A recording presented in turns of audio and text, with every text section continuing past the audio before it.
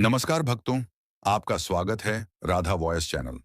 आज की कथा में हम सभी जानेंगे कि किस श्राप के कारण स्त्री समय से पहले ही विधवा हो जाती है और ऐसे कौन से कार्य हैं जो एक पतिव्रता स्त्री को अपने जीवन में कभी नहीं करने चाहिए, जिसकी वजह से स्त्रियां समय से पहले ही विधवा हो जाती हैं।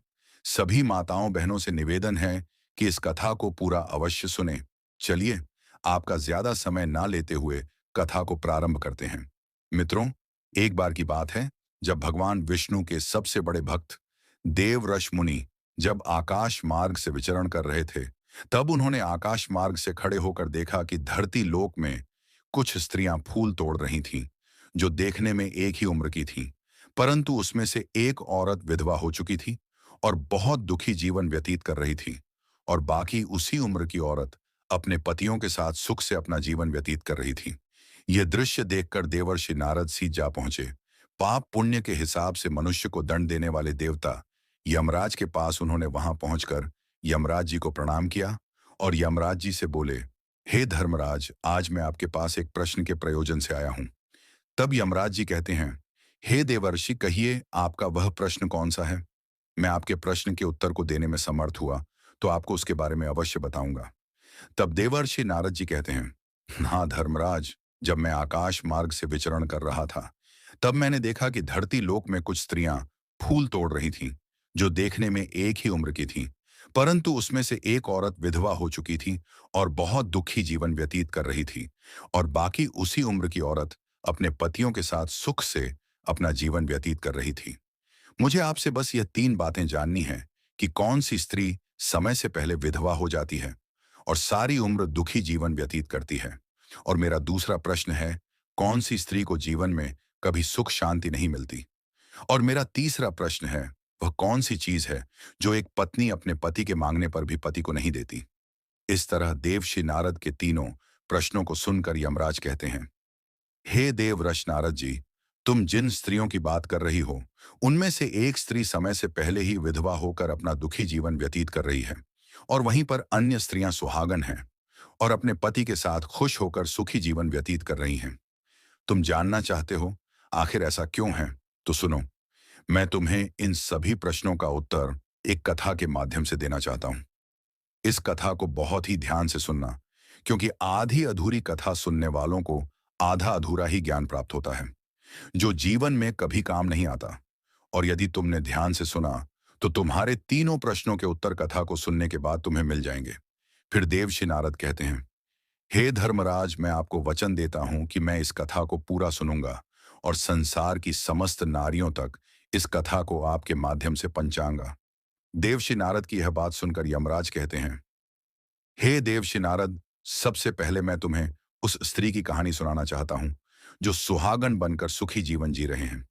और जिस सुहागन स्त्री की तुम बात कर रही हो, वह स्त्री और कोई नहीं बल्कि कौशल नरेश के नौकर की पत्नी है।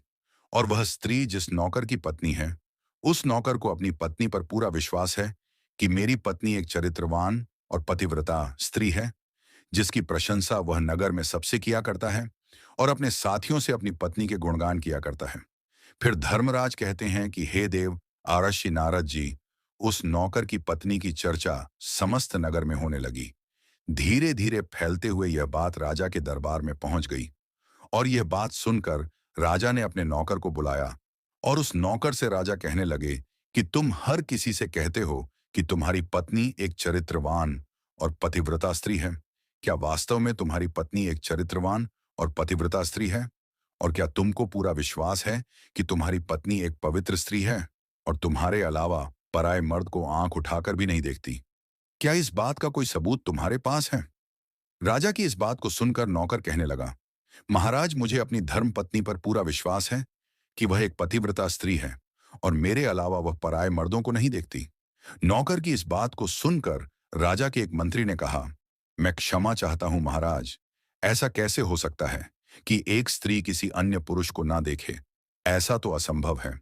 फिर मंत्री ने राजा से कहा, महाराज, यदि मैं इस नौकर की बात गलत साबित कर दूं और इसकी पत्नी का पतिव्रता धर्म नष्ट कर दूं, तो इसे क्या सजा मिलेगी? फिर नौकर ने कहा, महाराज, यदि महामंत्री जी मेरी पत्नी का पतिव्रता धर्म नष्ट कर देते हैं, तो आप मुझे फांसी की सजा दे देना और यदि महामंत्री जी मेरी पत्नी का पतिव्रता धर्म खंडित नहीं कर पाए तो इनको भी कुछ सजा मिलनी चाहिए। नौकर की यह बात सुनकर राजा ने कहा कि मंत्री को भी फांसी की सजा दी जाएगी। मंत्री ने यह बात स्वीकार कर ली और नौकर से पूछा कि मैं तुम्हारी पत्नी से क्या वस्तु लाऊं जिससे तू मान ले कि मैंने तेरी पत्नी का पतिव्रता धर्म खंडित कर दिया। तो नौकर ने कहा, महामंत्री जी, आप मेरी पत्नी से मेरे विवाह के समय पर दहेज में मुझे पटका और एक कतार मिली थी, और यह दोनों चीजें मेरी पत्नी ने बहुत ही संभाल कर रखी है, क्योंकि यह दोनों चीजें एक पतिव्रता स्त्री के लिए सुहाग की निशानी है। यदि तुम यह दोनों चीजें मेरी पत्नी से लाकर मुझे दिखा दोगे तो मैं मान जाऊंगा कि मेरी पत्नी का पतिव्रता धर्म महामंत्री जी आपने नष्ट कर दिया है। तब मंत्री ने नौकर की यह शर्त स्वीकार कर ली और वह मंत्री दरबार से निकलकर नगर में जाता है और एक जादू टोना करने वाली स्त्री से जाकर मिलता है। जो जो काम कोई नहीं कर पाता था वह काम वह जादू टोना करने वाली स्त्री कर देती थी। फिर मंत्री ने उस स्त्री को सारी बात बताई और कहा, तू कैसे भी करके उस नौकर की पत्नी से मेरा संबंध बनवा दे। इसके बदले तुझे जितना धन चाहिए मैं उतना धन देने को तैयार हूं। इस तरह मंत्री की बात सुनकर वह स्त्री कहने लगी, मंत्री जी, आपको कहने में आसान लगता होगा, किंतु ऐसा कुछ भी नहीं है। तुम जिस औरत के बारे में बात कर रहे हो वह औरत एक पतिव्रता नारी है। उसे ना ही किसी धन का लोभ है और ना ही किसी वस्तु का लालच है। तुम्हें क्या लगता है वह तुमको पटका और कतार दे देगी? फिर वह स्त्री कहती है, महामंत्री, वह तेरी ओर थूकेगो, करर मुझे दे दें, और उसकी पत्नी के जांग के पास यदि कोई निशानी हो तो वह निशानी मुझे देखकर बता दे। फिर मैं तुझे मुंह मांगा इनाम दूंगा। तुझे जितना धन चाहिए उतना धन मैं दूंगा, बस तू मेरा यह काम कर दे।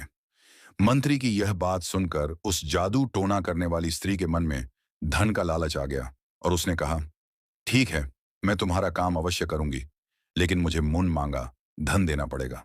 मंत्री ने कहा, ठीक है, और फिर वह स्त्री नौकर के घर में वेशभूषा बदल कर जाती है और नौकर की पत्नी से जाकर कहती, बेटी, मैं तेरे पति की बुआ हूं, मैं कई सालों के बाद आई हूं। फिर उस नौकर की पत्नी ने कहा, आप इतने सालों बाद आई हैं, इसीलिए मैंने आपको पहले कभी देखा नहीं, इसलिए मैं आपको पहचान नहीं पाई। और इस प्रकार वह स्त्री उस नौकर के घर में बुआ बनकर रहने लगी। नौकर की पत्नी ने उस स्त्री को बुआ समझकर बहुत आदर सम्मान दिया, मगर उसे यह नहीं पता था कि इस जादू टोना करने वाली स्त्री को मंत्री ने उसके साथ छल करने के लिए और उसका पति धर्म नष्ट करने के लिए भेजा है। अब वह स्त्री नौकर के घर में मजे से रहने लगी और नौकर की पत्नी के ऊपर झूठा प्यार लुटाने लगी।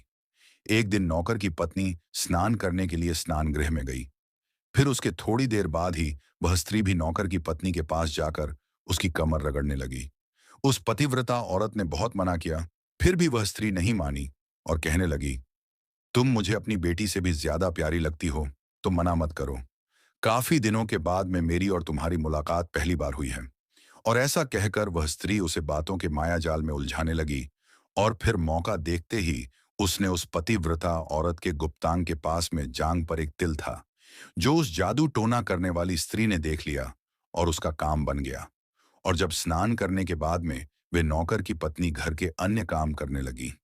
इसी बीच उस स्त्री को पटका और कतार चुराने का मौका मिल गया और उसने पटका और कतार चुरा लिया और वहां से दोनों चीजें चुरा कर भाग गई और सीधा जाकर मंत्री के पास पहुंची और उस मंत्री को पटका और कतार दे दिया और उस नौकर की पत्नी के जांग पर तिल की निशानी है यह भी बता दिया। और मंत्री पटका और कतार लेकर सीधा राजा के दरबार में जा पहुंचा और राजा से कहा, महाराज, मैं नौकर की पत्नी के साथ 2 दिन रहकर आया हूं और यह पटका और कतार उसी ने मुझे दिया है। इस तरह मंत्री की यह बात सुनकर राजा ने तुरंत दरबार लगाया और नौकर को बुलाया।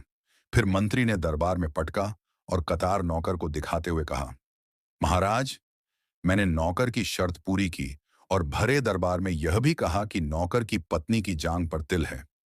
यह भी बात सुनकर नौकर मान गया कि वास्तव में आज मेरी पत्नी ने अपना पतिव्रता धर्म पूरी तरह से नष्ट कर लिया है। अब नौकर का अपनी पत्नी से विश्वास उठ गया।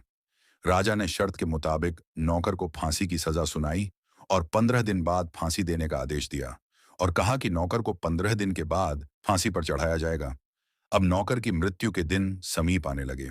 अंततः वह दिन आ ही गया जिस दिन उसे फांसी देना था, जब उसे फांसी के फंदे के पास लाया गया तो उस नौकर से उसकी अंतिम इच्छा पूछी गई।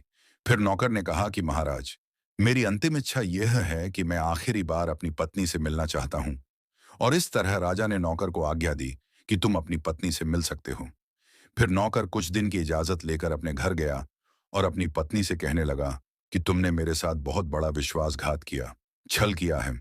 मैंने तुम पर विश्वास करके राजा के सामने मंत्री से ऐसी शर्त लगाई थी और राजा के दरबार में मैंने कहा था कि मेरी पत्नी एक चरित्रवान और पतिव्रता स्त्री है और उसके पतिव्रता धर्म को कोई नष्ट नहीं कर सकता। यदि कोई नष्ट कर देगा तो मुझे फांसी लगा देना, और तुमने पतिव्रता धर्म नष्ट कर दिया।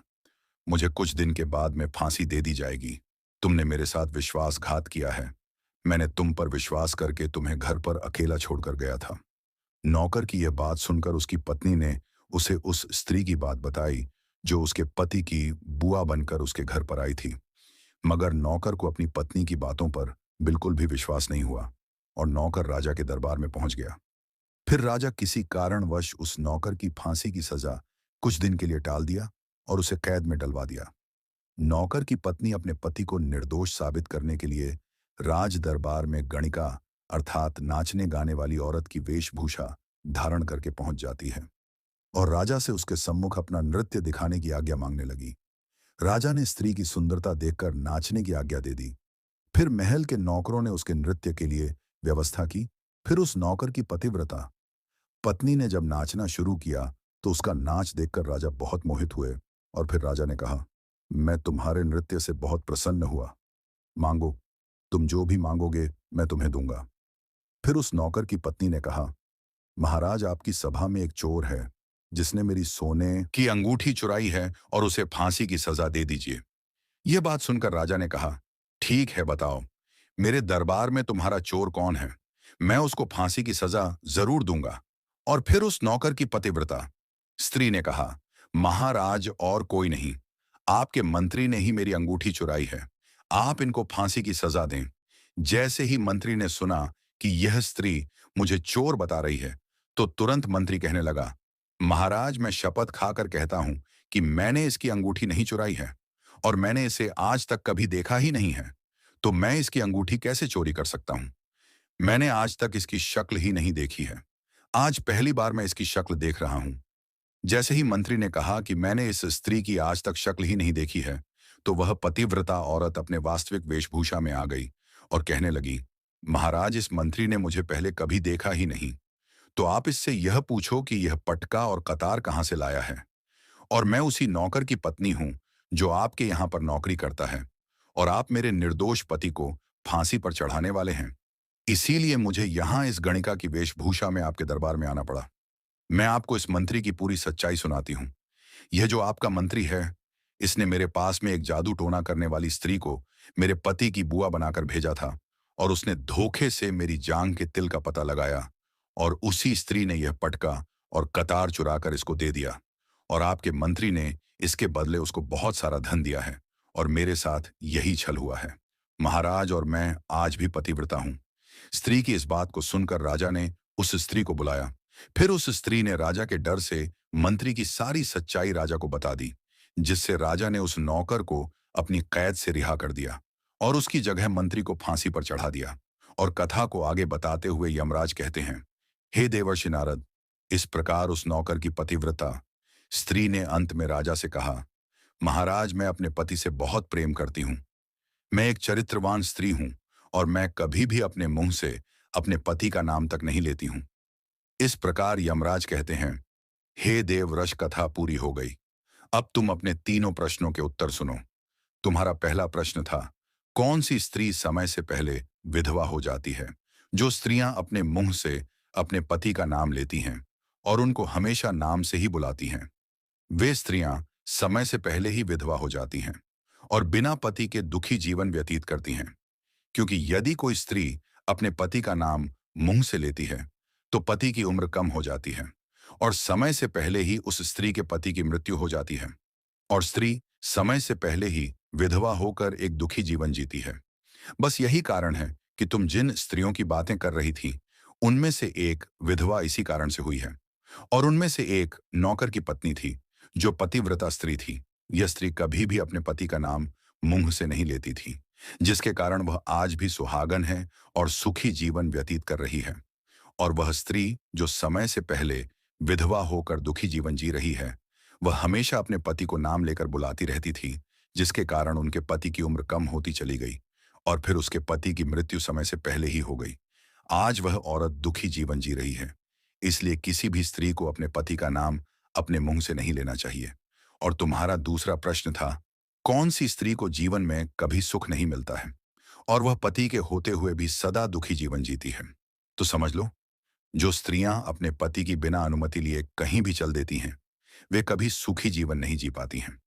ऐसी स्त्रियां जीवन भर दुखी ही रहती हैं और उन्हें पति का प्रेम कभी नहीं मिलता। तुम्हारा तीसरा प्रश्न था कि ऐसी कौन सी चीज है जो एक पत्नी अपने पति को मांगने से भी नहीं देती है? तो समझ लो, वह चीज गाली है, जो एक संस्कारी और चरित्रवान स्त्री कभी भी अपने पति को नहीं देती है। और जो स्त्रियां अपने पति को गाली देती हैं, वह स्त्रियां कभी चरित्रवान नहीं होती और ऐसी स्त्रियां जीवन भर दुखी रहती हैं। उसके जीवन में कभी सुख नहीं आता और समय से पहले ही ऐसी स्त्रियां विधवा हो जाती हैं। और इस प्रकार देवर्षि नारद कथा सुनने के बाद अपने तीनों प्रश्नों का उत्तर पाकर संतुष्ट हो जाते हैं और कहते हैं कि हे धर्मराज, वास्तव में जो स्त्री चरित्रवान होती है, वह कभी दुखी जीवन नहीं जीती है। तो धर्मराज कहते हैं नहीं, क्योंकि ऐसे घर में लक्ष्मी का सदा वास होता है और वह घर धन दौलत और खुशियों से हमेशा भरा रहता है। और चरित्रवान स्त्रियां हमेशा घर को स्वर्ग बना देती हैं। अगर आपको यह वीडियो पसंद आया हो भक्तों, तो इसे लाइक करें, चैनल को सब्सक्राइब करें और कमेंट में लिखें जय श्री राधे, क्योंकि हर जय श्री राधे से प्रसन्न होते हैं। स्वयं राधा रानी और बरसाती हैं अपने अनंत आशीर्वाद। हम फिर मिलेंगे एक नई रहस्यमयी कथा के साथ। तब तक के लिए राधे राधे भक्तों।